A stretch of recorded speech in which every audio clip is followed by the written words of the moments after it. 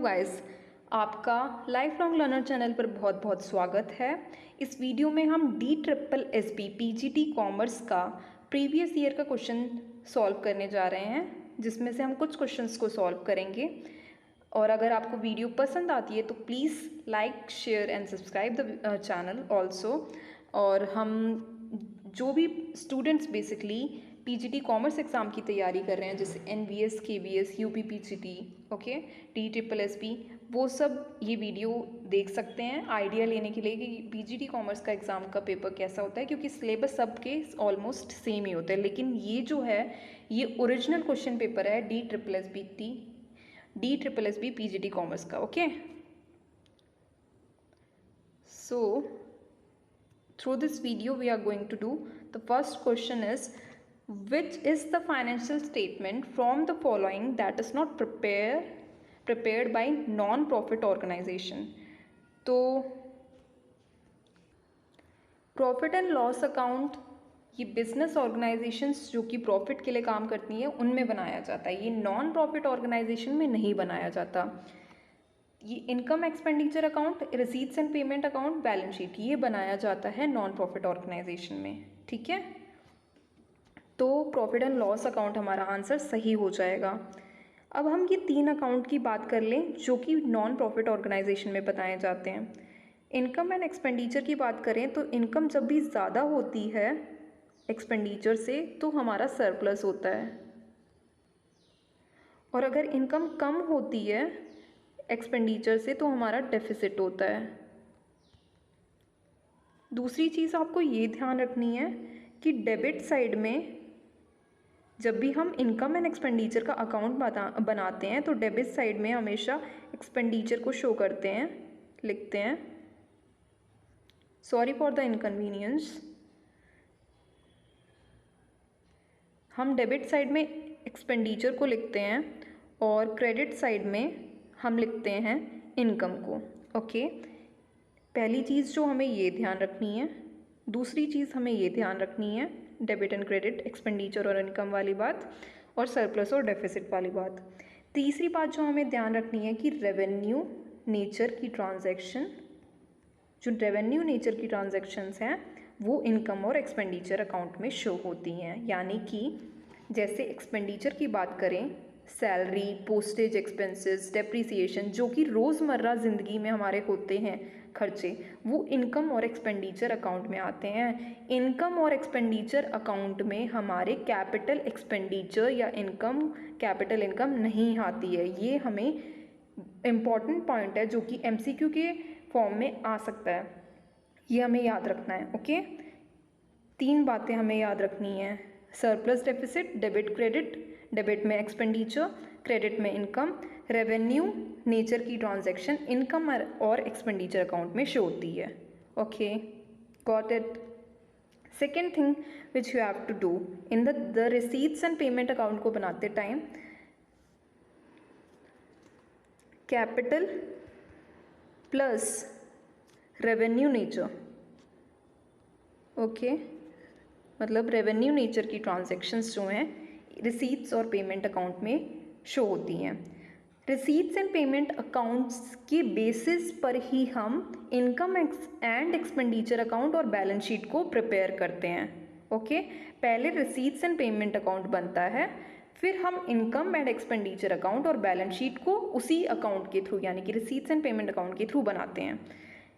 अब हमें मतलब एक नई चीज़ जो समझ आई है रिसीट्स एंड पेमेंट के बारे में, वो ये समझ आई है कि इसमें कैपिटल और रेवेन्यू दोनों तरह के जो इनकम और एक्सपेंसेस होते हैं वो रिकॉर्ड होते हैं। तीसरी चीज़ जो हमें इसमें समझनी है वो ये बैलेंस शीट में समझनी है कि बैलेंस शीट में जो बैलेंसिंग फिगर होता है उसे हम जनरल कैपिटल, मैं दोबारा लिख देती हूँ, इसे हम जनरल कैपिटल फंड बोलते हैं। क्या बोलते हैं? जो बैलेंसिंग फिगर होता है इसे हम बैलेंस शीट में जो बैलेंसिंग फिगर होता है उसे जनरल कैपिटल फंड बोलते हैं। ओके, और ये लाइबिलिटी साइड आता है। किस साइड आता है? लाइबिलिटी साइड आता है।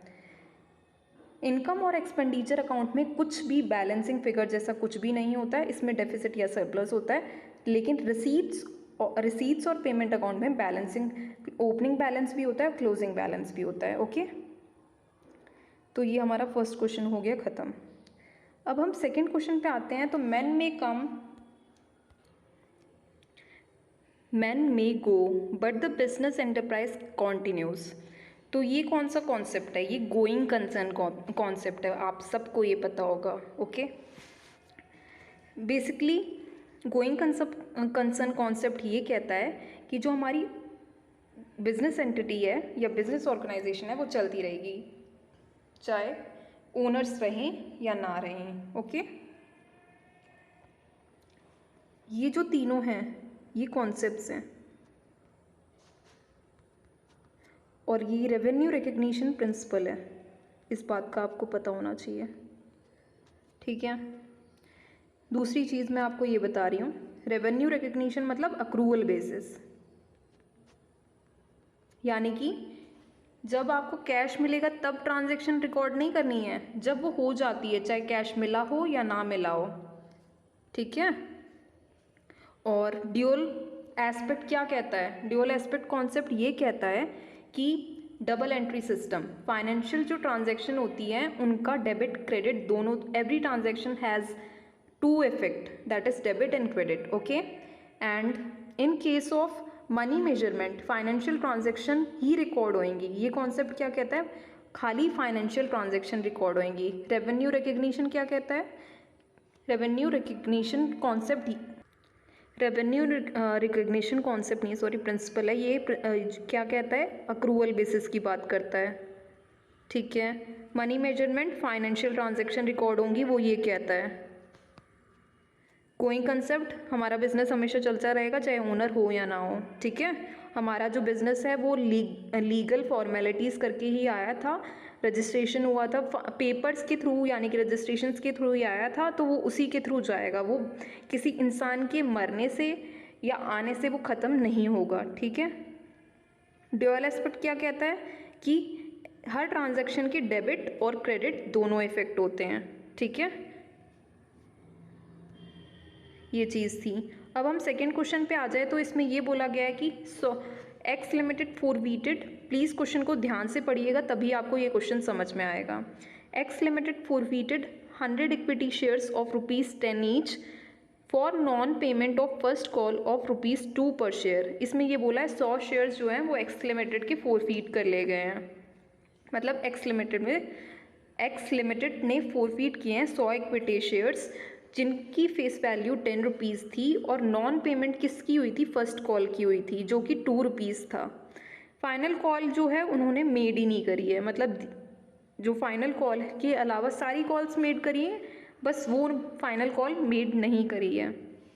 तो इसमें हम इससे ये पता चलता है कि ₹8 कॉल्ड अप है। ओके, जिसमें से 2 फाइनल कॉल मेड नहीं करी है, तो वो अनकॉल्ड हैं। अब हम फेस वैल्यू देखो, आपको फेस वैल्यू कितनी है? ₹10 है। ₹2 नहीं मिले, जो किसके हैं?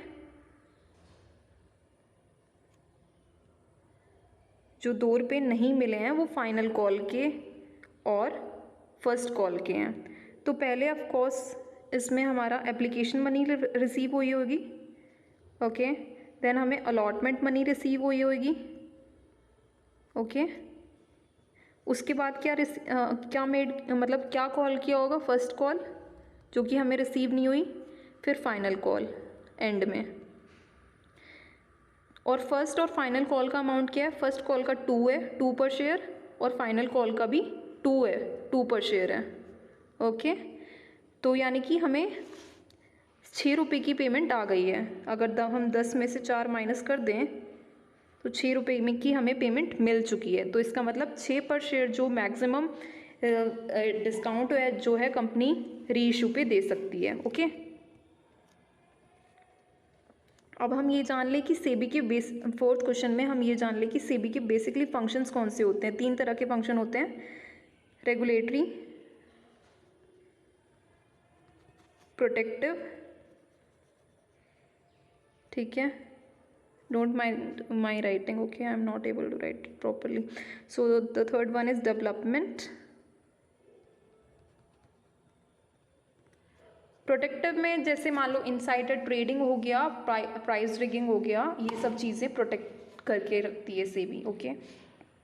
इनसाइडर ट्रेडिंग कैसे होती है? जैसे बोर्ड ऑफ डायरेक्टर्स हो गए, शेयर होल्डर्स हो गए, एम्प्लॉयज़ में, इन लोगों को अंदर की खबर रहती है कब शेयर का प्राइस इंक्रीज हो सकता है, इस चीज़ से रिलेटेड इन्फॉर्मेशन होती है। तो इस ट्रेडिंग को प्रोटेक्ट करती है सेबी, ठीक है, security exchange board of India इस चीज़ को प्रोटेक्ट करती है। कोई भी फ्रॉडुलेंट प्रैक्टिस तो नहीं हो रही, ठीक है, कोई भी माल प्रैक्टिस तो नहीं हो रही, ये सब चीज़ें देखती है कौन? सेबी। ये प्रोटेक्टिव फंक्शंस में आते हैं। दूसरी चीज़ क्या करती है सेबी? रेगुलेटरी फंक्शन, यानी कि रेगुलेट करती है सिक्योरिटी मार्केट को। सेकंड जो हमारा ऑप्शन है जैसे लिस्ट में लिखा है, it draft regulation on securities market. तीसरा है डेवलपमेंट फंक्शन, यानी कि अवेयरनेस बढ़ाना, जो भी सिक्योरिटी होल्डर्स हैं, जो कि इन्वेस्टर्स हैं, उनको अवेयर करना, ट्रेन करना, ठीक है। तो उनके जो भी राइट्स हैं सबको इन्वेस्टर्स को पता होने चाहिए, ताकि उनके साथ कोई भी गलत चीज़ ना हो, इरेगुलरिटीज़ ना होए, ठीक है। तो 3 तरह के फंक्शन होते हैं। तो बेसिकली हमें यहाँ से ये पता लग जाता है कि कमर्शियल बैंक का काम तो सेबी नहीं करती है। तो यही हमारा फंक्शन जो है सेबी का नहीं है, बाकी सारे सेबी के फंक्शन हैं, जैसे regulation on securities market, train intermediaries, ये डेवलपमेंट फंक्शन में आ जाएगा। ये किसके फंक्शन में आ जाएगा? रेगुलेशन में आ जाएगा, और ये डेवलपमेंट में आ जाएगा, डेवलपमेंट फंक्शन के अंदर आ जाएगा, और ये प्रोटेक्टिव फंक्शन के अंदर आ जाएगा, ठीक है, थर्ड वाला हमारा, ठीक है। और ये सेबी कमर्शियल बैंक की तरह काम नहीं करता है, okay. And the fifth question is, what does the term deficit means in reference with non profit organisation? Non profit organisation में डेफिसिट का मतलब होता है, आप इसका मतलब अच्छे से बता सकते हैं आई थिंक, इनकम जब ज़्यादा होती है तो उसे क्या बोलते हैं?